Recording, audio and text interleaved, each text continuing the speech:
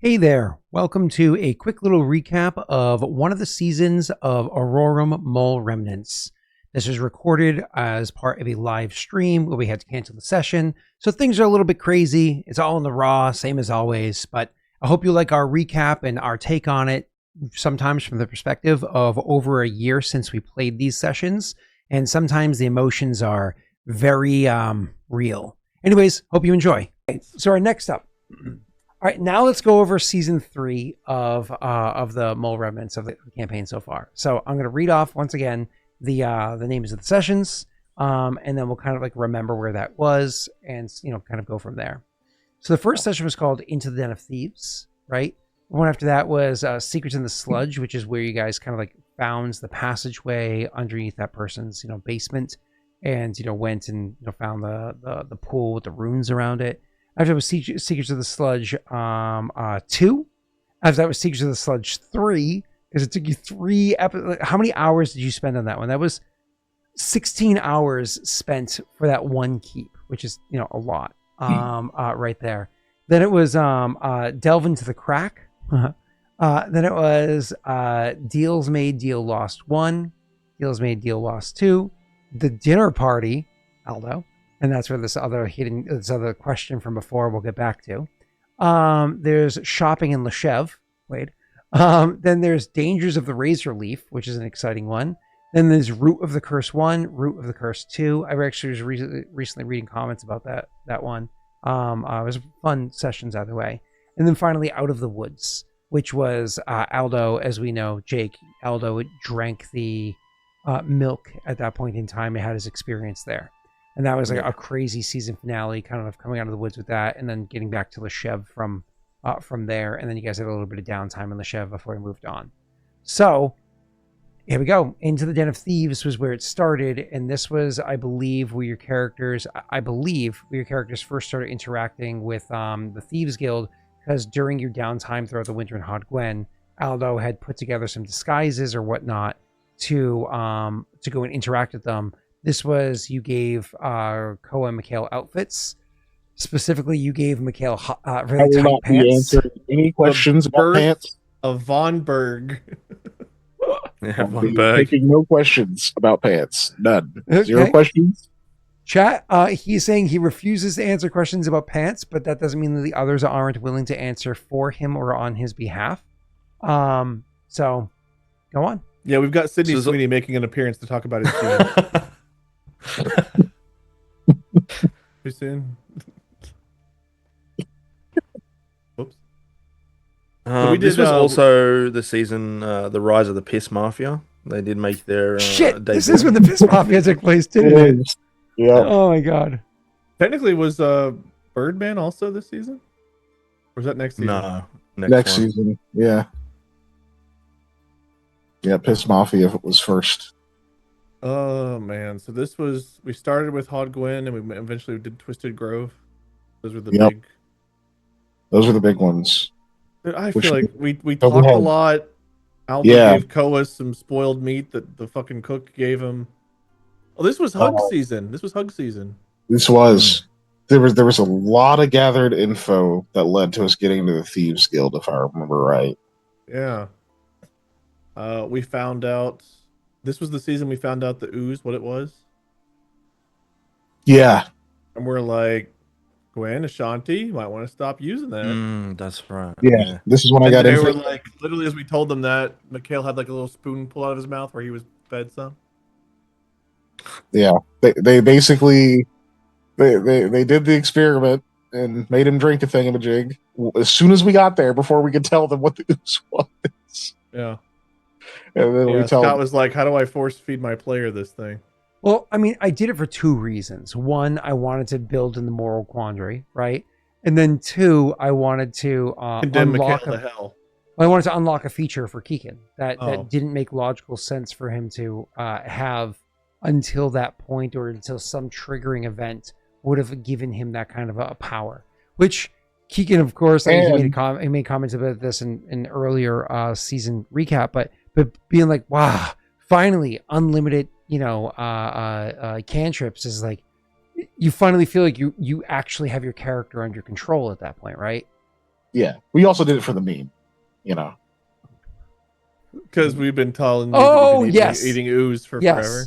Yes, well, they were making jokes about it. I obviously already had plans, to begin. It was a weird season for Mikhail, eating a bunch of ooze and wearing tight pants. None of which were his choice. Listen, if you didn't want it, you shouldn't have dressed that way.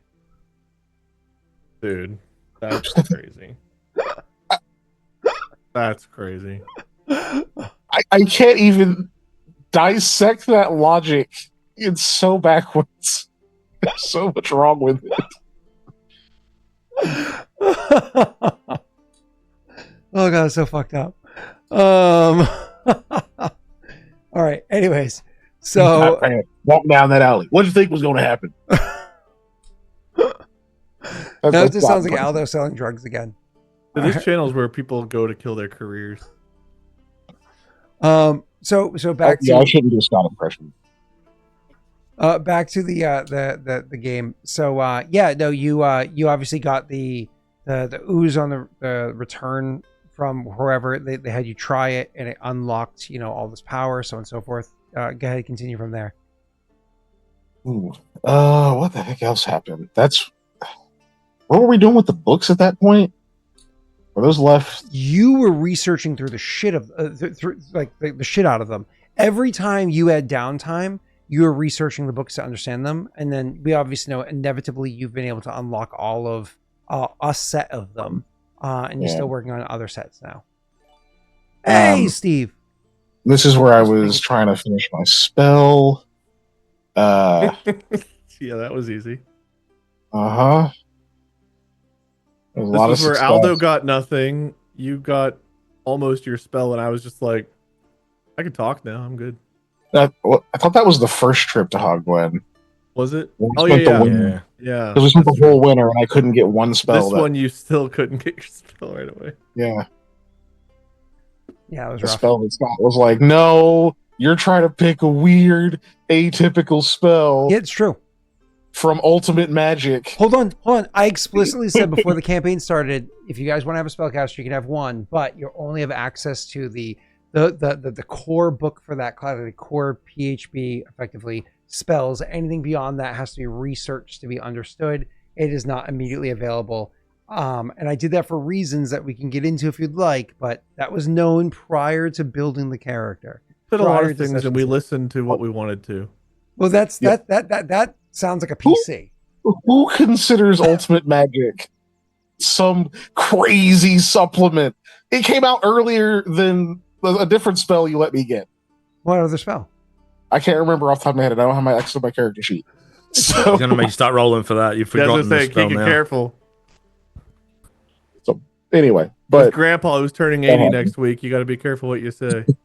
Yeah, wait, you can't have that. It is too powerful, even though it's done nothing this whole game. Hey, so guys, you already completed level 2 hype train. That's amazing.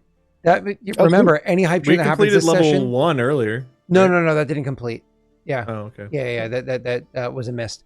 But you've already completed 2, so even if nothing else happens, you get at least 2 + 2s next session to walk into, which is nice. So and obviously, it can grow from there. But we had what else happened? And yeah, we did more downtime because we were like buttoning off some things. Went into the keep. We talked. So yeah, we did get to talk to the Elder again because we went into the Hogwen keep. I don't remember what we learned from him here.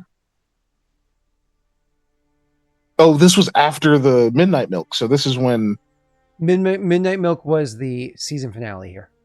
Yeah. Okay. This was before Midnight Milk. Before that. This was just before that.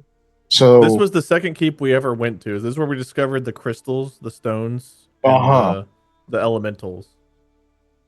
Yep. And you also it's also where Aldo got reamed. Yes, it is. It is. Where an ooze jumped down Aldo's throat, like face hugger style, and it erased his memory of existing. That is where that happened. I mean, strike through, he found some gems, and nothing else happened. Yes, that's what happened. Yes, dude, the fact that his character got like his spine pregnant without him knowing about it's kind of wild. It's very wild. Scott, what kind of fucked up world have you created, man? I mean, you're welcome. There was no dryad. It's an onion, not a parfait. There's layers. They just make you cry. Pat still talks about how you made his character fucking orc. Oh, Pat. Yeah. It was an Urok, if I remember correctly. Yeah, sure. Yes, we learned about the crystals. We did the fire elemental thing. I finally, after all of these sessions of having a point in a knowledge roll, got to make a knowledge roll that I rolled a 1 on or a 2 on, and Snaga gave me a hero point reroll that I then also got a 1 on. That was to learn about the dryad, I think it was. Yeah. I was like, oh man, finally, this big reveal. Can't wait to... Yep. And I rolled bad on it too, so it was your time to shine. Yeah, sure was. Sure was. So we just got to the tree and we're like, man, dryads exist, but anyway, what the fuck's wrong with this tree? It turns out I don't think anything wrong with the tree, but there probably will be once we take the crystal that gives off radiant light over it.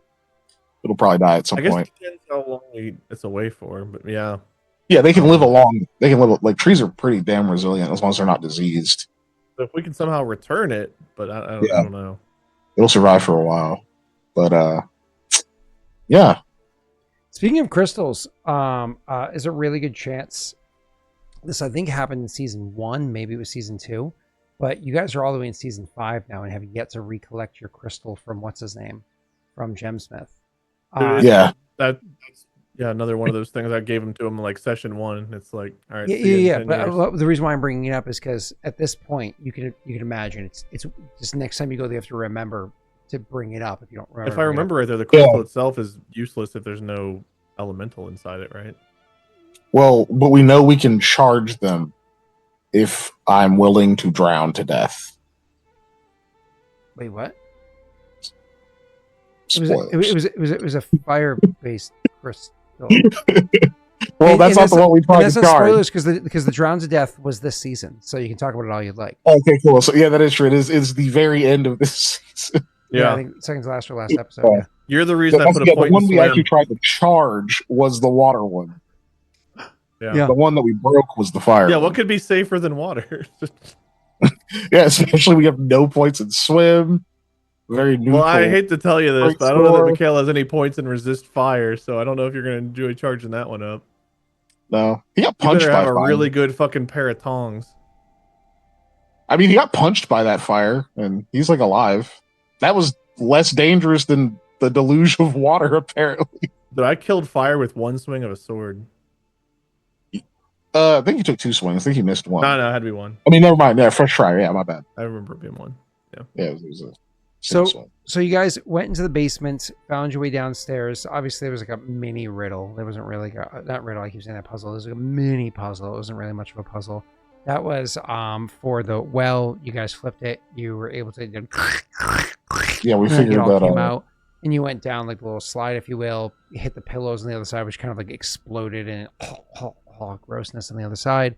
You did some exploring. You went through the tunnel. You fought that ooze that was down there. Want to recount your experience fighting? Who was it that kept getting caught inside? Was it Mikhail? That was Koa. Yeah. Koa. Okay, so that ooze, he just was inside it, and he killed it from within, and like had to climb out. I very much liked that fight, but unfortunately, if I remember correctly, I was so tired that session. My descriptions were like off by like a half beat, and it was like I kept being like, okay, I know I described what I needed to, but I just didn't have. I felt like I was not hitting the notes right. So you guys were able to mostly understand what I was saying, but I wasn't properly illustrating it well enough. So it was a fight that I was excited to do, and it was it played out very well. But my descriptions made it so I wish I could have like redone that, like dub over, my own voice just to make it so like it. Then dub over your voices of actually understanding what you're experiencing, But anyways, I think we were okay with it. What was that? I understand what the phenomenon you're talking about. I think we were fine with it, but it was enough repeating over and over again to make it so that I don't know. I remember hating how it played out from the DMing trying to make you immerse into a world and being incapable of doing so because lack of vocab at reach. By the way, what was the fight? Did you enjoy that fight? Like, yeah, it was scary because I had no idea what the fuck I was fighting, and my character was inside of it, which was kind of terrifying. Yeah, like Koa falling into it, and then me and Aldo bravely running away. I felt appropriate reactions to a fucking pit crawling after you that's eating your friend who's swinging around inside of it with a greatsword. I had to like swing and climb. I had to like fight it and climb my way out. Mm-hmm. Yeah, and y'all were like, "Well, Koa's dead. Time to leave." I mean, I was screaming at it magically. Yeah. It took a while. But no, I did enjoy the fight. I enjoyed that enemy. I won't lie, it's not even the first time it's happened. I was a little salty because you introduced it. I was like, but I was gonna use a slithering pit in my game, and now I don't want to because we just encountered one. Oh, that's funny. So I think that was something else. But it was the first and maybe only, unless you count the stuff at Twisted Grove, it was the first and only really like weird shit we fought that wasn't just like people or animals, right? Yeah, there wasn't like any kind of humanoid. It was like, yeah, I think it was the first truly weird thing. Yeah, because like hyenas aren't humanoid, but they're not like weird. They're an animal. Yeah, unless you count the fire elemental, which I guess kind of was, but like at least that was something. I think was after, or was that right before the slithering pit? Right. Actually, the slithering pit might have been first because we went out that door first. Yeah, that's right. Yeah, it was first. Yeah.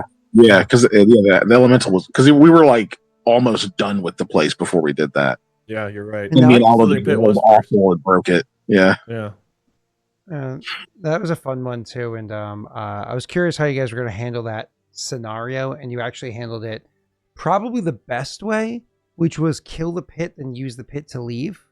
Was probably the best way.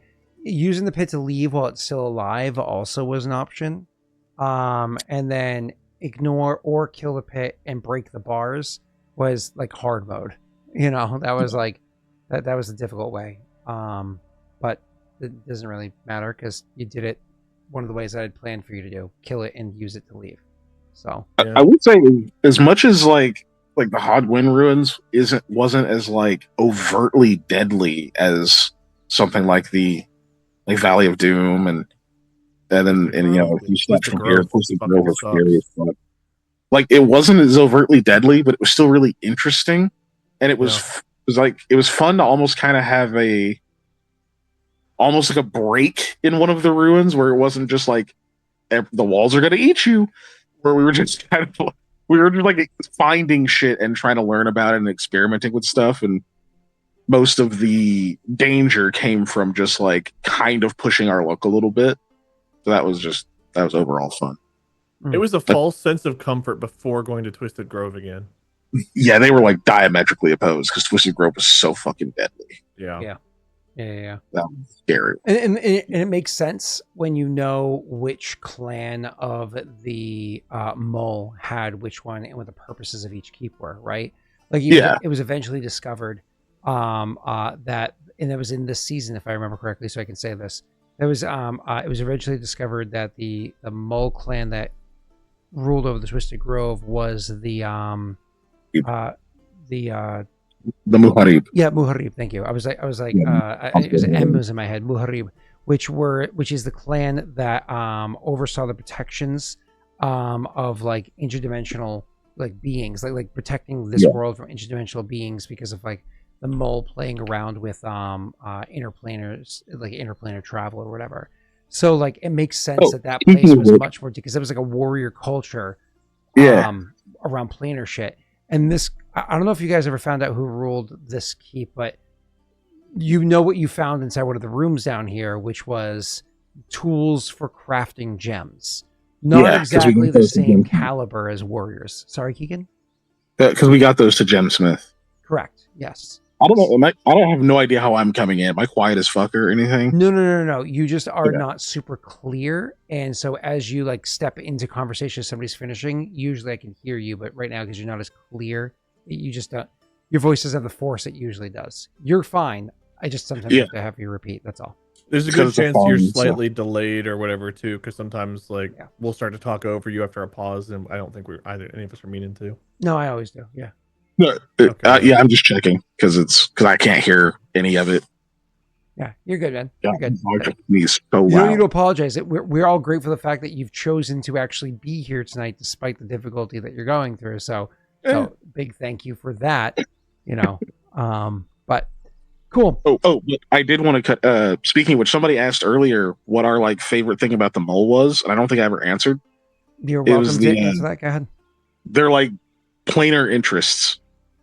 That whole interplanar thing, because it's purposely restricted in this world, very early discovery, and it seems like we're learning that they had not even just an interest, but an actual they had for real planar knowledge and had done a lot of experimentation, and that ties into their whole religion thing, which I won't get too into because I think that's next season.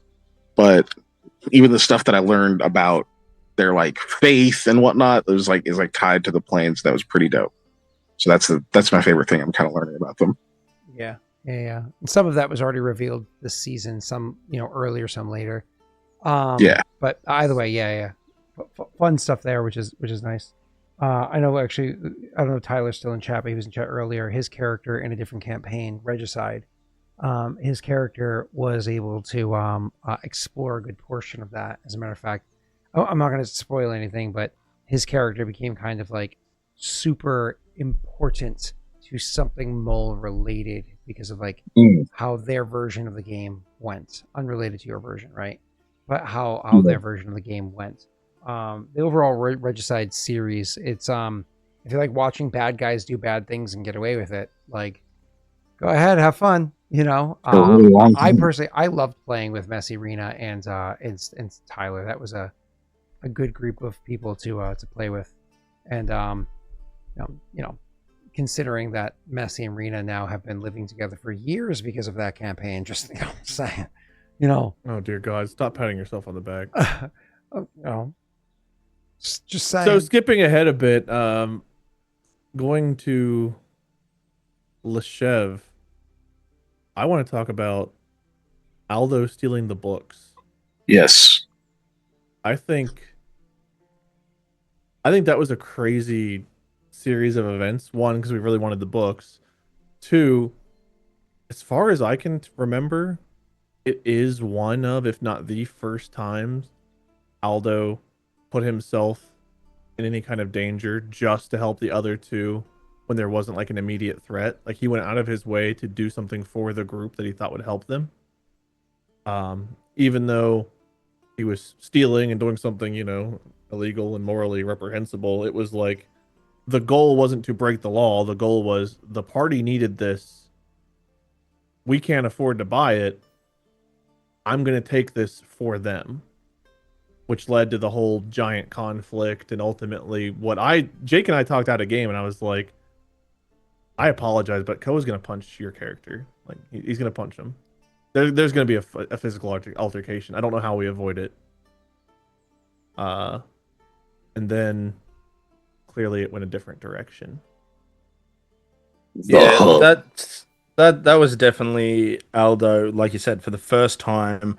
That wasn't a combat situation because he did that was significant in its own way. But it's the first time he went out of his way and put himself at risk to, in his mind, help the party with something they really needed.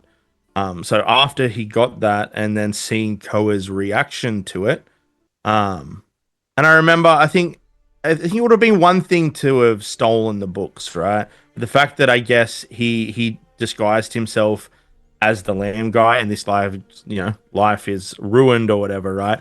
But for Aldo in that moment, especially when he'd come back and he'd made the plan, he's going to steal the books. He was just going to disguise as something I can't remember.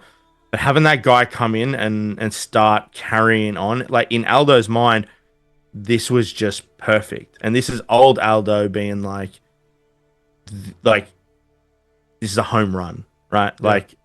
I'm good. I'm in the clear here. Yeah.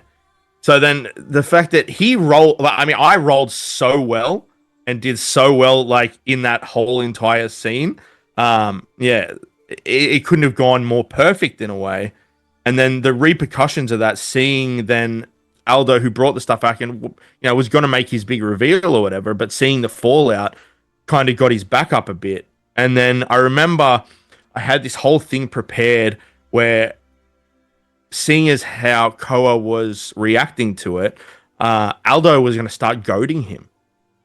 And he was like, it was going to be one of those things like where Aldo would have taken a punch from Koa and just been like, oh, more or less like, that's all you do. That's all you know how to do is this, that, and the other. And there was a whole thing I had prepared, and it got instantly disarmed by Wade having Koa hug Aldo, and it just, both in-game and out-of-game, just left me stunned, and all of that just went out the window. Completely out of my script too, because I was planning for the fight. I was like, I don't know what the fallout will be, but Koa's gonna feel this way, do this, and then like the moment came, and I was like, he hugs him, and I was like, what? It was as confusing for me as it was you, but it was like, it was a great character growth moment, I think, for both of our characters, and like a bonding moment. Yeah, but like not something either of us thought was going to happen, because we had talked about like, will you be mad if Koa punches you? Like we had that conversation. Yeah, it just was completely broke from the expected path, I guess. Yeah. I mean, it's funny watching the other, like, Mikhail, I think, said it. Elliot even said it, like, oh, I wish you still had those books. So there's those things, like, you know what I mean, after the fact that Aldo was just like, eh. But it definitely, that hug and how disarming it was, definitely... Aldo went from extremely self-destructive at that stage. I think that's shortly after the alcohol poisoning incident, where that's when he really kind of kicked into gear and started to do better for the party. Yeah, it was an awesome moment that we'd all planned for one thing, and then for whatever reason in the moment I for Koa, it was like I felt like the course, it felt like it should go a different direction. Yeah. And I'm glad it did. Like I think it sped up a little bit of character growth I didn't expect it to for both of our characters and their bond, but because we had a decent relationship, but it was definitely somewhat of like Koa's a goody, Aldo's an asshole, but one day I'll break through to him. And then it was finally like a little bit of like a we kind of understand each other moment, which was nice. Yeah. Yeah. I'd say one of the things that this is one of the perks of really knowing your character to the point where you didn't plan it. Yeah. You just felt it. And so you did it, right? Like this is like, actually, it's not just like I'm playing a piece of paper with some dice in my hand. It's I'm being this person. Now, the reason why, as I mentioned beforehand, the reason why I do session zeros is so you can have a foot in that door early in the campaign. This has nothing to do with session zero. This is, at this point in time, you already have well over 100 hours into the game. You've been playing as this character. This is not a heavy combat campaign. It's a heavy RP and story campaign, right? So you've emotionally been this person for over 100 hours. I mean, you used to do Normal Guy or whatever his name was for your like that MMO or whatever that you played, and you know that there was like you didn't play as that person. You became him. You became that persona while you were that's what you were doing. Is you have to turn it off and turn it on once a week, whereas like when you were playing that other person, you could 3-4 times a week or whatever it was. But when you turn it on, though, like it's there. It takes a little bit of goofing at the beginning of the session, then you finally find that like nuzzle into that spot, and then so like I love that moment, not because it was a beautiful moment, which it was. I love that moment because it's a moment where I see the PC and the character become one.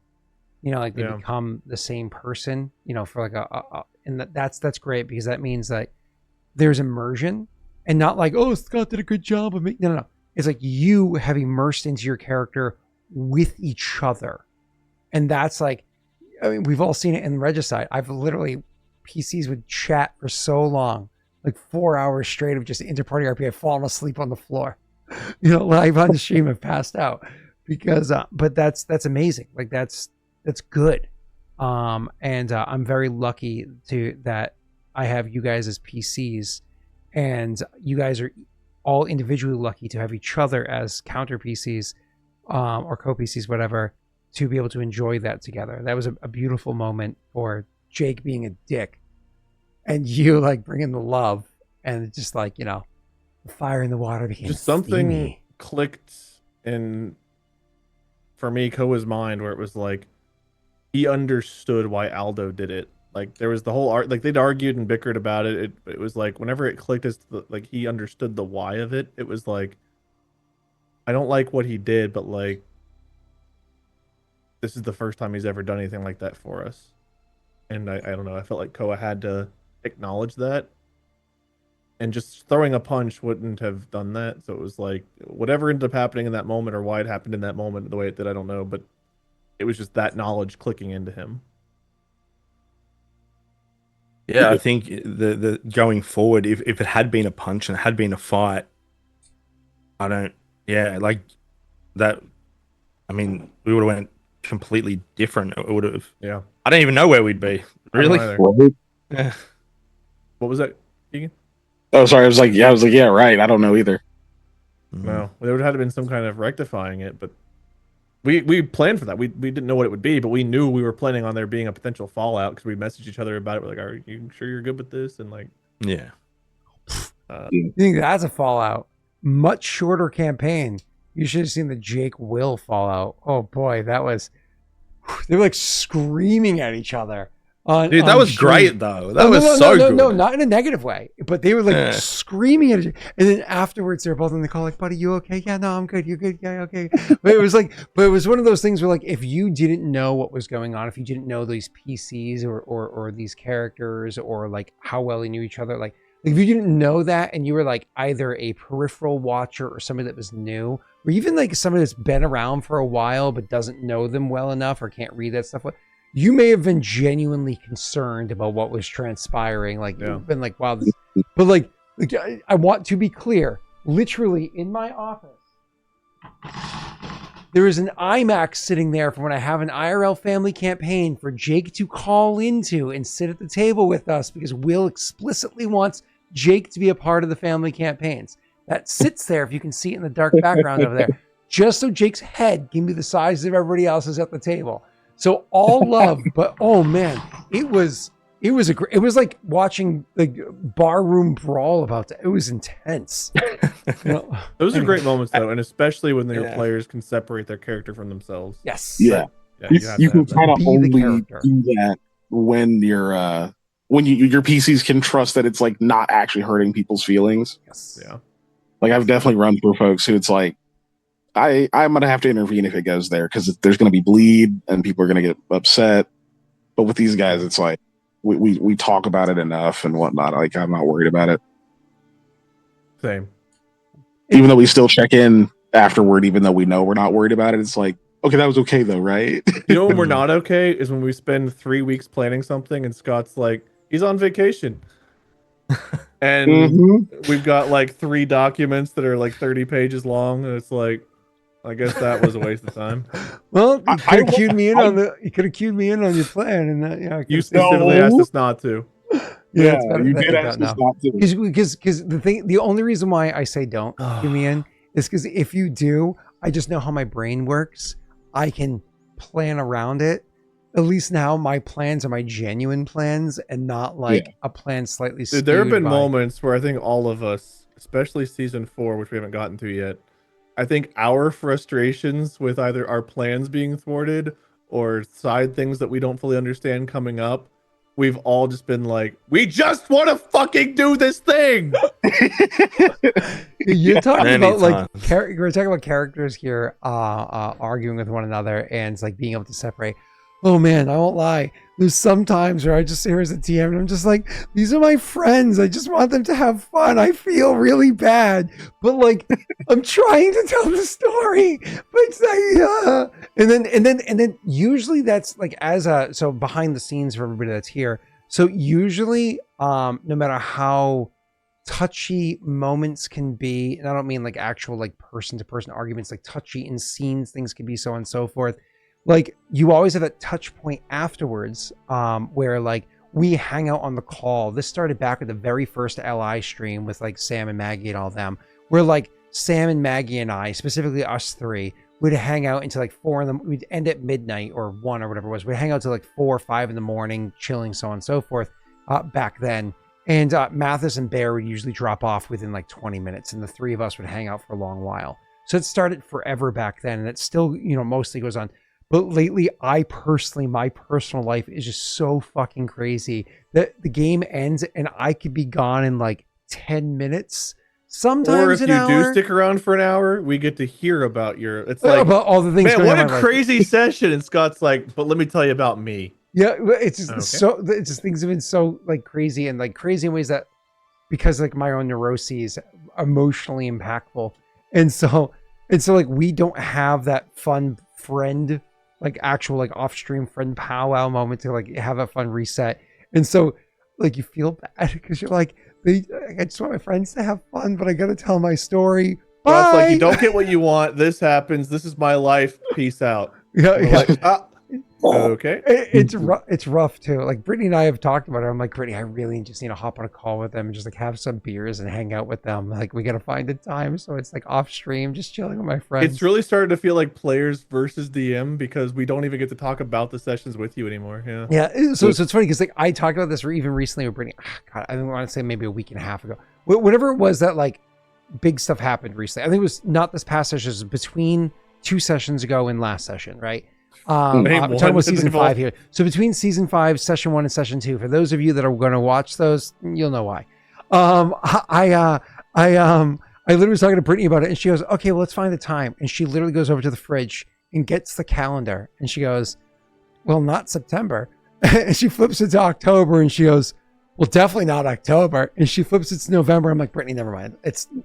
We'll find the time. So, and it's just like. Anyways, cool. So back to what we were talking about here. Amazing scenes with these characters because you, the PCs, have become those characters and are playing through those characters in those moments.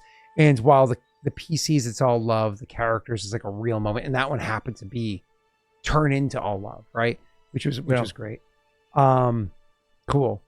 That's still one of the craziest ones for sure. Yeah. So we touched on it, but we haven't really gotten into all that stuff, yay. But now they're not Wraithblade, sorry. The Twisted Grove. Twisted Grove. So your characters make your way back to Twisted Grove, where in season 1 you kind of like got to these like stone platforms with like that were there, and I don't think you found anything crazy the first time around, but you did find some parts of some buildings that were like ruins, but for the most part they were completely missing or what have you. And you also met Kethrel the first time around and spoke with him. And yes, I know Wade calls him Cuntilla. His name's Kethrel. He's a big, tall, slow-talking, deep-voiced, kind person. Actually, originally created by Silencio Steve, one of the patrons. You from talk forever ago. so slow as him that by the time you finish a sentence, I don't have ADHD, but I feel like I do when you RP as him because by the end of a sentence, I'm like, I have zoned out, thought about my laundry list, tomorrow's to-do list, what I have to do for work next week, and 8 other things. And it's like, you said 10 words, dude. Kethrel was a fan favorite the first series. But unfortunately, you're I poisoned don't by hate him. Jaaek. It's just I can't focus on. Like I'm a person who doesn't usually struggle to focus. I struggle to focus.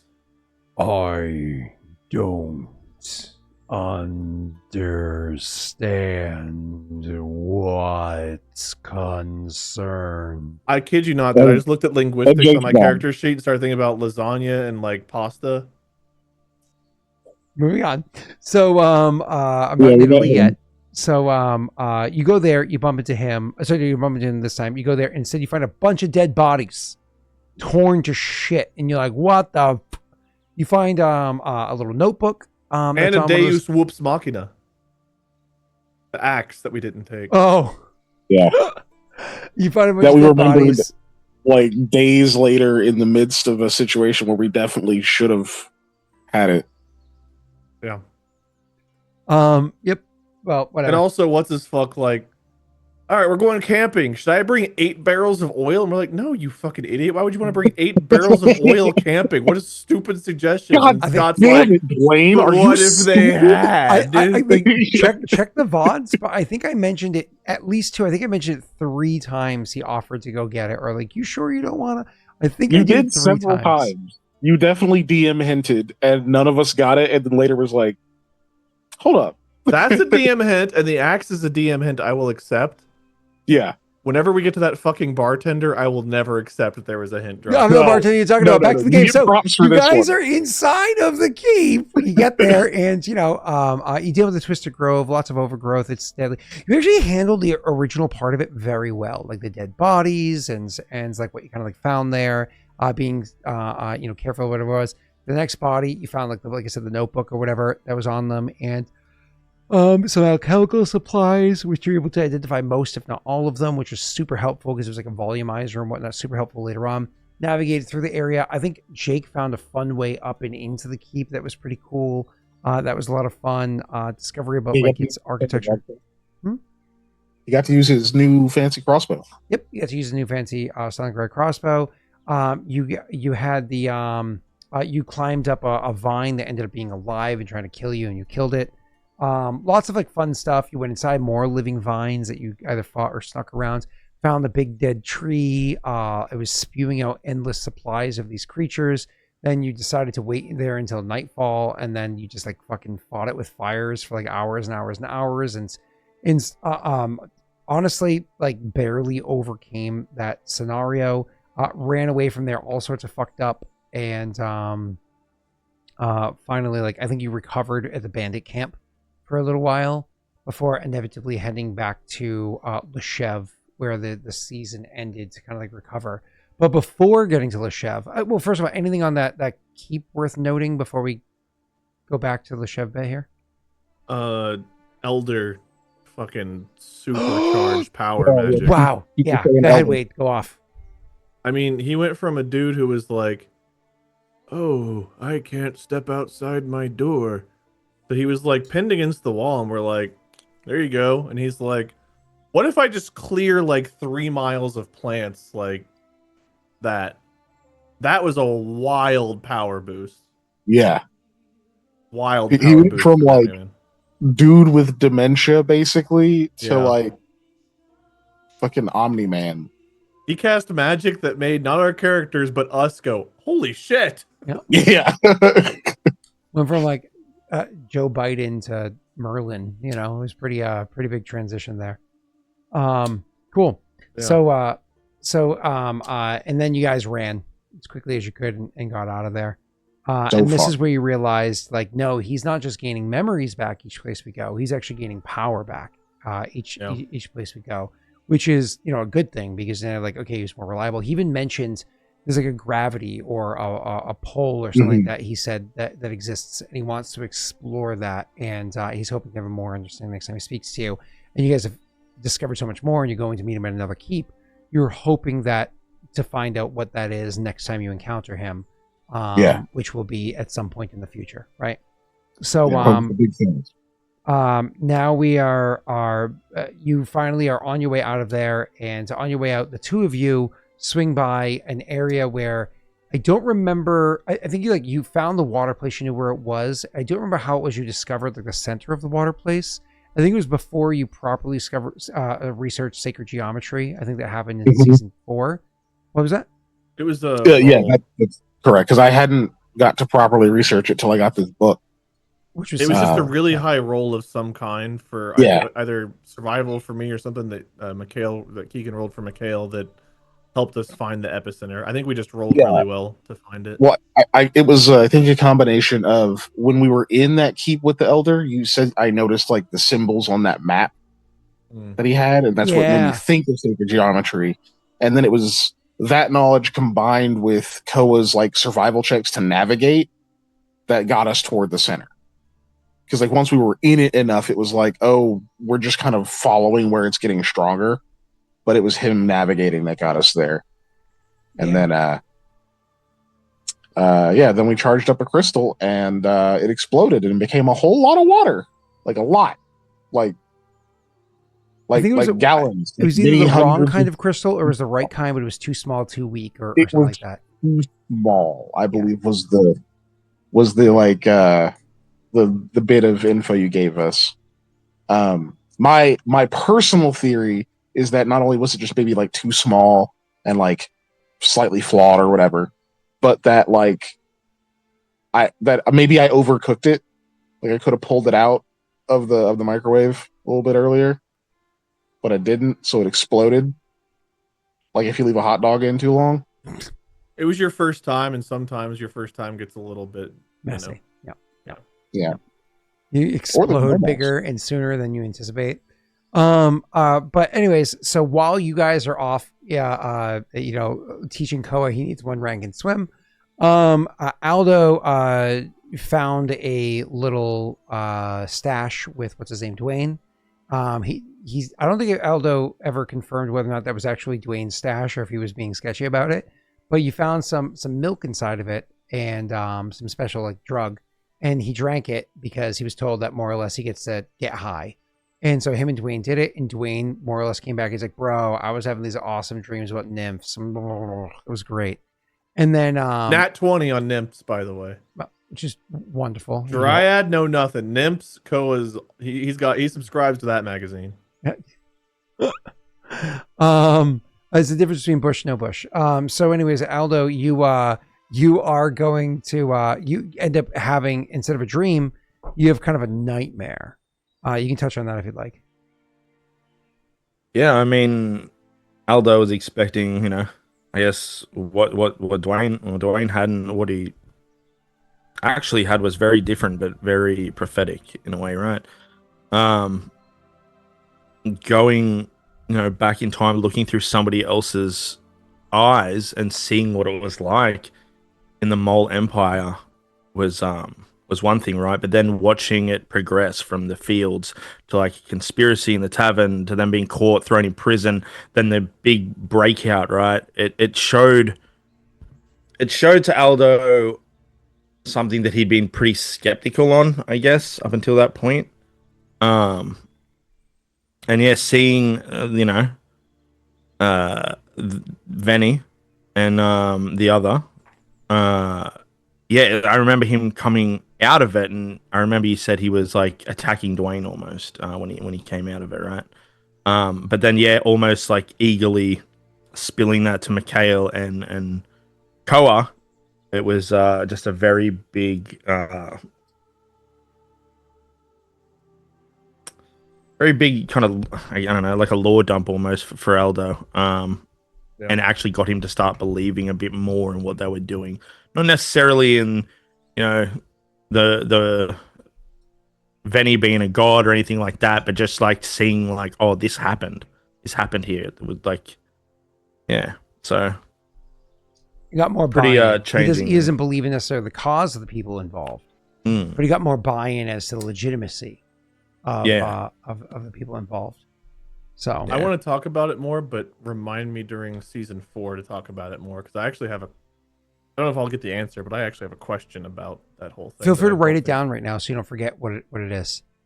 Cool. And then season 3 wrapped up with y'all being back in Leshev. Keegan kind of like really tearing into some books. She did some your place had a bit more like furniture or what have you, which was nice. So you actually had to like sleep on those beds and enjoy that for a little bit or whatever it was before inevitably you had to leave and get into season 4, which things kind of ramped up even more in season 4, which we'll get to shortly.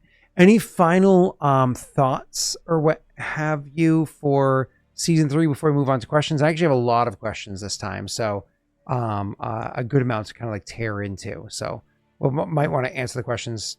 Don't want to discredit them, but relatively quickly because there's I think like 10. Oh, that's fair. I don't have any other observations for 3.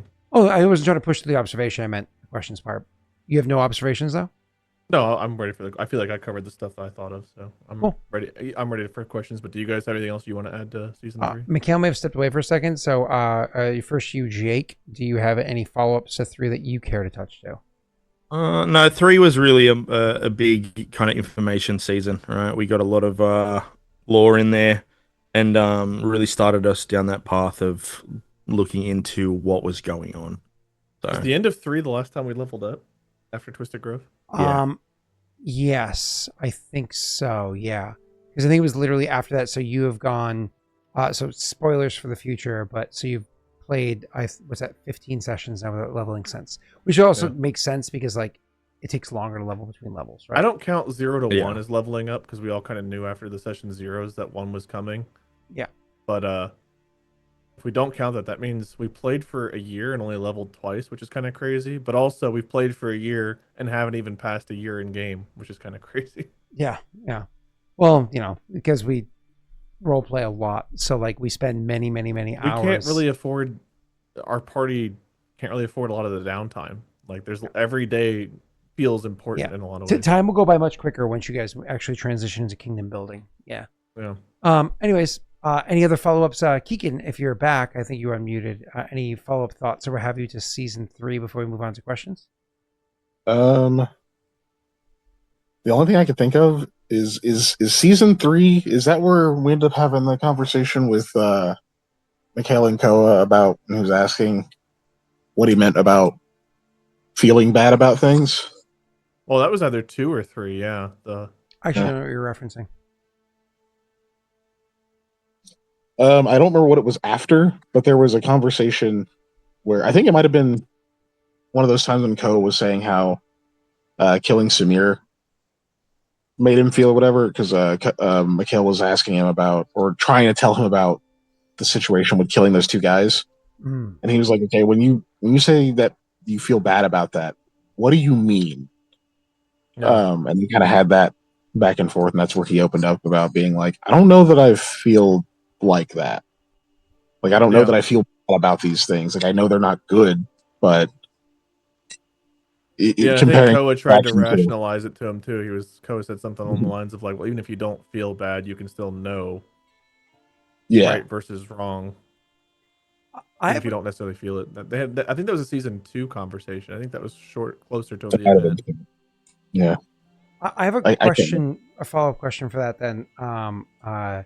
Was that a conversation that the 2 of you, I don't want to say pre-planned, but like you went into because you in the meta were interested in getting more details?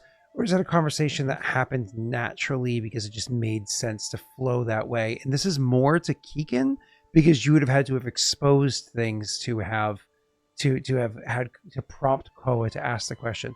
Was this something that you like? I know you want to explore your character, but was this something that you guys in the meta had discussed prior, or did conversation just lead ABC? Oh yeah, I don't think we discussed that meta at all. Yeah. Aside from like literally making decisions like what plans are, you guys don't tend to discuss most things in the meta. I'd say like 95% of most things aren't discussed in advance or on the side, aside from when we discuss things in the meta, typically it's either reviewing stuff we've already done. Yeah. Jake and Keegan going, Wade doesn't know. Or literally just stuff we cannot do during a session, like some of the rumors and some of the Beltran plans that never came to fruition. Like those were the things that we've really discussed mostly. Yeah. Sense. There's like a little check-in or whatever, but of being like, I might do this. Is that cool? That kind of. There's like those have happened, but they're pretty uncommon. Definitely some also like fucking Scott throwing us off when we had this whole thing. There's definitely some of those. There's definitely that. Yeah. What are you talking about? It's a thing that like I would have been. I was like me as a player was like trying to find an opportunity for it, but it wasn't a thing that I like pre-discussed. Okay, all right. I wasn't sure because I'm not privy to all these conversations, right? Like I'm there for some and some are in the text that we share, and sometimes you guys are on the side. And it was around now that you guys started having your conspiracy, whatever you call it, chat. It was, I think the end of the season or close to the end of the season where you started having your side chatter. So, we were having it just. I don't remember when did you have Beltran leave the city? Because it was in the lead up to that. That's next season, I believe. So it was just before that because we were like. So that makes sense. It was around this season finale that it would have happened. Cool. Any other follow up items to season 3 before I jump into the questions? No, so I didn't even mean for that to go that long. I just couldn't remember when that conversation happened. You're good. Cool. Then well, that was a lot of fun. Anyways, after all of that time, it's actually still going to be about another 45 minutes of just answering questions that came in from chat. this really was an interactive portion of the stream, and I think even more questions come in with the later recaps. Let's move on to the next video where you can go and check out the questions and them getting answered by the players. Otherwise, don't forget to like and subscribe, leave comments on how you think we can get better. Thanks.